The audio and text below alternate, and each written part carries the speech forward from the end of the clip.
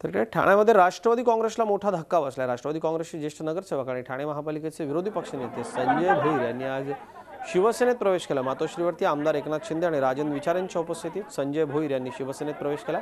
देवराम भोईर आणि उषा भोईर यांनी देखील आपल्या कार्यकर्त्यांसह शिवसेनेमध्ये प्रवेश केला। नवी मुंबईतल्या गौते यांच्या कार्यकर्त्यांच्या प्रवेशाबाबत योग्य वेळी बोलू असं एकनाथ शिंदे यांच्याकडून सांगण्यात आलं।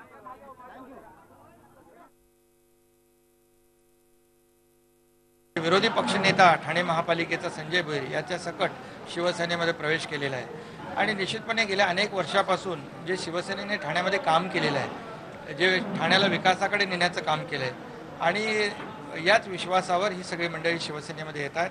शिवसेना दिलेला शब्द पाळते आणि म्हणून लोक विश्वास ठेवतात। आम्ही ज्या पक्षामध्ये एकनिष्ठ त्या ठिकाणी 30 ते 40-35 वर्षापासून त्या ठिकाणी काम करत होतो आणि आम्ही सर्वच ज्येष्ठ नगरसेवक त्या ठिकाणी असताना आज एकच हुकुमशाही त्या ठिकाणी चालवण्याचा आणि ग्रुपबाजी चालवण्याचा जर प्रयत्न त्या ठिकाणी करत असेल तर म्हणून या ठिकाणी आम्हाला आमच्या भागाचा विकास त्या ठिकाणी करायचा आहे। शिवसेनेच्या कामाबद्दल त्या ठिकाणी आम्ही त्यांच्याबरोबर त्या ठिकाणी आलो।